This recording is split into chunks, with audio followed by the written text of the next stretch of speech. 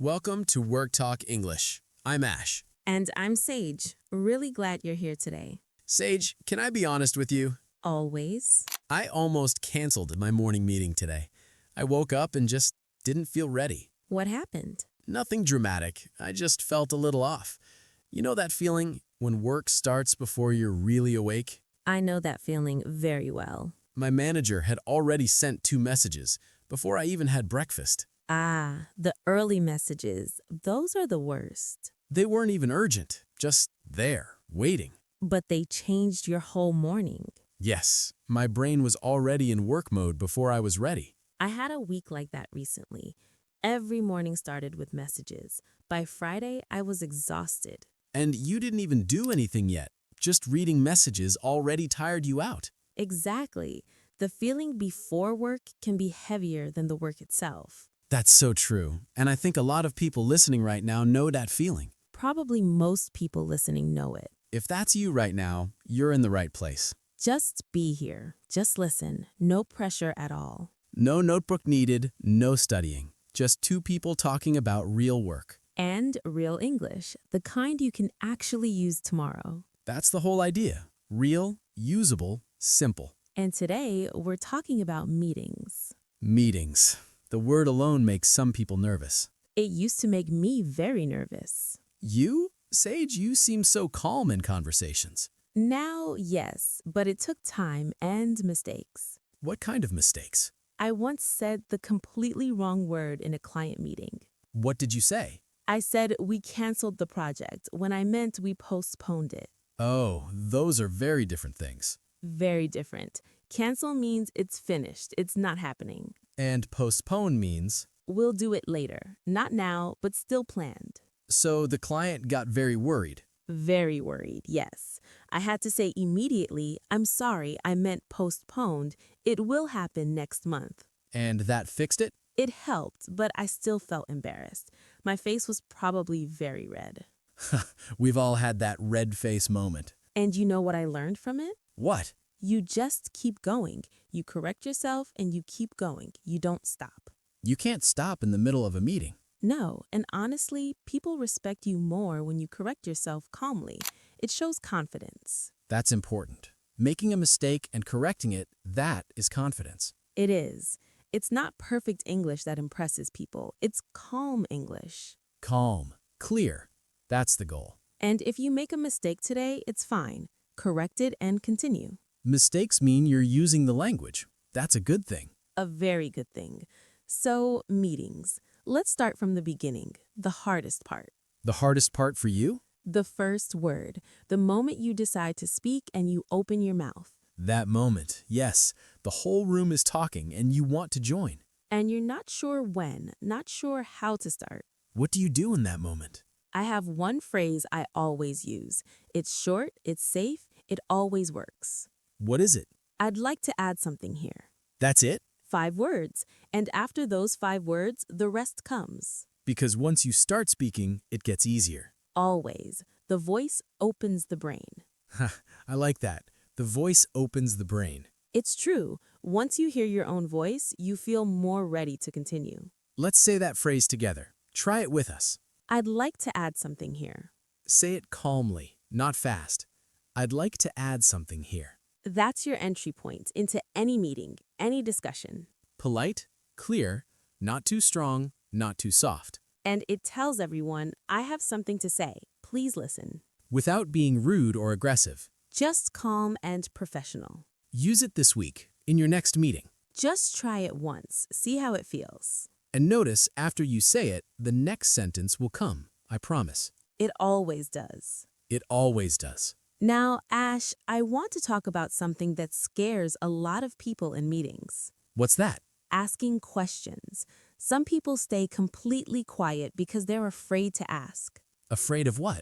Afraid of looking confused or not smart enough. So they stay quiet and then they leave the meeting not knowing what to do. And then they do the wrong thing or they guess, and that creates more problems. I've done that.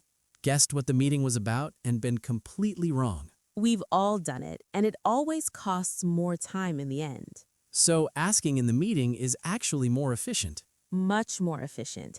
And it sounds professional. It shows you're listening and you care. A good manager actually loves questions. A great manager loves them.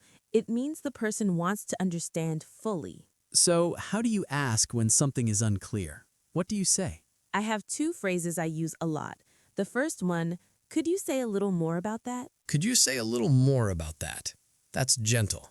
It doesn't say I don't understand. It just says, tell me more. And people love to explain more about their ideas. They really do. So that phrase works beautifully. And the second phrase? Just to make sure I understood, you mean, and then I repeat what they said in simpler words. Oh, that's a good one. You're checking, not admitting confusion. Exactly. You're being careful, being thorough. Even senior managers do this. All the time. Let's practice it. Ash, say something complicated. Okay, we need to align cross-functional stakeholders on the go-to-market strategy before end of quarter. Just to make sure I understood, you mean we need all the teams to agree on the plan before the quarter ends? Exactly right. See? You take what they said, you repeat it simply. That's it. And if you got it right, they say yes. If you got it wrong, they correct you. Both are good outcomes. Both are wins. Because now you understand, and that's the whole point of the meeting. Let's say this phrase together, just to make sure I understood. Say it slowly. Just to make sure I understood. And then add what you think they meant. That's your checking phrase for any meeting, any conversation. Use it. It will make your work easier immediately. Immediately. And do you know what else it does? It makes other people in the room feel safe. How? Because often 3 or 4 people in the meeting also didn't understand, but only you asked. And they're all quietly grateful. All thinking, thank you, that's what I wanted to ask too. Yes, that person is always a hero. The person who asks what everyone was thinking. Be that person. Be that person. It's a good person to be. Always. Ash, let's talk about giving updates, because this happens in every meeting, every week. The check-in. Your manager says, how's the project going? And everyone looks at you. That moment. That moment. What do you say? And how do you say it clearly without making it too long or too short? I use a very simple structure. 3 parts. What are the 3 parts? Past, present, future. What I did, what I'm doing, what I'll do next. 3 sentences. That's it? That's usually enough. People don't need the full story. They need to know, where are we? What's happening? What comes next? Can you show me? Sure. Manager says, how's the project going? I say, we finished the research last week. Right now, we're organizing the data. By Friday, we'll have the first draft ready. Past, finish the research. Present, organizing the data. Future, first draft by Friday. 3 sentences, clear, complete, professional. That's really all you need. That's really all they want.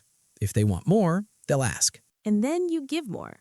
But start with 3. Don't over-explain up front. This is something I had to learn. I used to explain everything at the beginning. And people stopped listening. By sentence 5, yes, I could see it in their faces. The please stop talking face. The very polite, please stop talking face. Less is more. Say what matters first, then stop. Wait for questions. Less is more. Let's say the 3-part update together. We finished the research last week. Right now, we're organizing the data. By Friday, we'll have the first draft ready. Past, present, future. That's your template for every project update, every check-in, every status meeting. Memorize that structure. Not the words, the structure. Past, present, future, and then your own words. Your own project, your own deadlines. Your own simple, clear English. And your manager will feel calm. And when your manager feels calm, the meeting goes well. Everything goes better when the room is calm. Everything. Always. I want to stop for just one moment, Ash. Of course. If you're listening right now and English at work feels hard, that's completely normal. So normal. Millions of smart, capable, experienced people feel nervous speaking English at work every single day. People who are great at their jobs. Who know their work completely, but the language still feels heavy sometimes. It's not about intelligence. It's about familiarity. And familiarity takes time.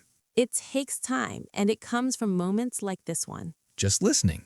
Just absorbing. Your brain is storing everything right now. the rhythms, the phrases, the feelings behind the words. And one day, without thinking, one of these phrases will come out of your mouth, naturally, at work. And you'll think, where did that come from? It came from here, From listening. from being patient with yourself. Slow understanding is fine. Slow progress is still progress, And you're doing it right now. just by being here. That's enough. You're doing enough. Take your time, no rush at all. Okay, let's talk about something most people avoid in meetings. What? Getting stuck mid-sentence. You start speaking and then you don't know how to finish. Oh, that happens. Has it happened to you? Of course, more times than I can count. What do you do? I pause, I breathe, and I say, let me put that a different way. Let me put that a different way. That's a great phrase. It gives you 1 second. You restart with simpler words. And it sounds thoughtful, like you're being careful. Not confused, careful. There's a big difference between confused and careful. Confused people rush and say something unclear. Careful people pause and choose better words. And let me put that a different way is a signal that you're being careful. Let's say it. Let me put that a different way. Slowly. Let me put that a different way. That's your reset button. In any meeting, any conversation. Use it. You can always reset. Always. And after you reset, use simpler words. Simpler words are always better in meetings. Always. Simple words are understood by everyone. Long, complicated words, sometimes only by some. And if even one person in the room doesn't understand, communication failed. So use the simplest words possible. That's professional, not unprofessional. That's actually a mark of high communication skill. The ability to take something complex and say it simply. That's what the best communicators do. Not more complicated words, simpler ones. Let me try something. I'll say it the complicated way, you say it the simple way. Okay. We need to leverage our existing synergies to optimize cross-departmental output. Simple version. We need to use what we already have to work better as a team. Same meaning, half the words. And now everyone in the meeting understands. That's the goal. Understanding, not impressing. Understanding is the only goal in communication. Always, every time. Do you use phrases like that at work, the complicated kind? I try not to, but sometimes they just come out. They do. They're in the air. You hear them at work and you start using them without thinking. And then you realize you said 12 words to explain something that needed 4. 4 is better. 4 is almost always better. Ash, let's do a real meeting moment now, a short role play. Yes, good idea. I'll be the team leader, you be a team member. Everyone listening, follow along. Try to say the answers with Ash. Ready. Good morning, everyone. Let's go through updates quickly. Ash, can you start? Of course. We finished the client survey last week. Right now, we're reviewing the answers. By next Friday, we'll have the full report ready. Good. Any issues or blockers I should know about? Not right now. Everything is on track, but if the review takes longer than expected, I'll let you know by Wednesday. Perfect. And the deadline, is everyone clear? End of day Friday? Just to make sure I understood, you mean this Friday, not next Friday. This Friday, yes. Good catch. Thank you. Great. Thank you for confirming. Okay, let's stop there for a second. Did you notice what happened? The whole exchange was short. 3-part update, 1 possible issue raised early, 1 clarification about the deadline. And every phrase we've talked about today. Past, present, future update, check your understanding, raise issues early. That's a complete meeting moment, real and usable. And the good catch at the end, did you hear that? Good catch. That means good spotting, good noticing. When you notice something others missed, that's a good catch. Your manager might say it to you. Now you know what it means. And you can feel good about it because it is good. Asking about the deadline, that saved everyone from confusion later. 1 short question, huge difference in the outcome. That's what clear communication does. It prevents problems before they happen. Before the email at 11 p.m. saying, wait, which Friday did we mean? That email. That email has a name. It's called the Friday confusion email. And one question in the meeting prevents it completely. Completely. I want to talk about a meeting situation that most people find very uncomfortable. What situation? Someone asks you a question in front of everyone. and you don't know the answer. Oh, that moment. The spotlight moment. And your brain goes completely blank. Completely. I once had a manager ask me for a number in a meeting. I had no idea what the number was. What did you do? I panicked. I guessed a number. Oh, no. It was wrong, and my manager knew it was wrong. So it was worse than just saying you didn't know. Much worse, because now I looked like someone who guesses instead of checking. And you lost a little trust in that moment. Just a little, but I felt it. So what do you say instead when you don't have the answer right there? Now I say, I don't have that information with me right now. Can I check and get back to you by end of day? That's honest and it's professional. It tells them two things. One, I'm not making something up. Two, I will find the answer. End of day is specific, not soon, not later. Specific shows you're taking it seriously. And then you actually do it. You get back to them. That's the most important part. You follow through. Every time you follow through, your reliability grows. And reliability is worth more than fluency. Much more. You can speak beautiful English, but if people don't trust what you say, It means nothing. but simple English said honestly, followed through every time, That builds a career. let's say the phrase together. I don't have that information right now. Can I check and get back to you by end of day? Say it with confidence. I don't have that information right now. Can I check and get back to you by end of day? That's honesty. That's professionalism. And most managers will say, yes, of course, no problem. Because they respect the honesty. They prefer it to a wrong answer. Always. Ash, meetings don't end when the meeting ends. No, they really don't. There's the follow-up, the message after. The here's what we decided message. And a lot of people skip this. They're busy. They move to the next thing. And then 2 days later, nobody agrees on what was decided. And sometimes the whole meeting needs to happen again. Because nobody wrote it down. A short follow-up message prevents so much confusion. How short? Very short. Even 2 sentences can be enough. Like what? Something like, "Hi team, just a quick note from today's meeting. We agreed on 3 things," and then list them simply. And at the end? At the end, I always write, "Please let me know if I missed anything." Please let me know if I missed anything.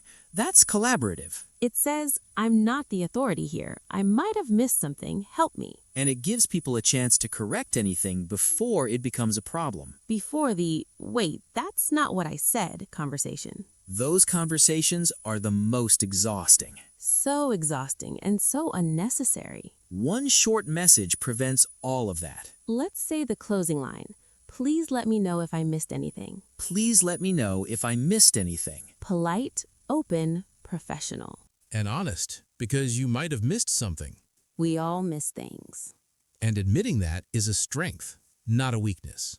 Always a strength. And here's something I've noticed. The person who sends a clear follow-up message after meetings, People start to notice them. they get a reputation. The person who keeps things clear, who makes sure everyone knows what to do. That person gets trusted with more important work. Because communication is a professional skill, one of the most important ones. Not just a language skill. A career skill. And every small phrase you use, every question you ask, every follow-up you send, Is part of that career skill. you're building it right now, Right now, today. every day. Sage, I want to talk about receiving feedback, because that's a big part of meetings too. Big and sometimes uncomfortable. Your manager says, I want to give you some feedback on this, and immediately you feel it, that small tightness, In your chest, yes. even when you know they're trying to help. Because feedback can feel like criticism, even when it isn't. What do you do in that moment? First, I let them finish. I don't interrupt, even if I want to explain myself. Let them finish. Completely. Then I say, "Thank you for telling me that." That's the first thing you say, Always the first thing. "Thank you for telling me that." even if you disagree. Even then, because it shows respect and it gives you 1 second to think. A pause disguised as politeness. Yes, exactly that. And then I ask for more information. Like what?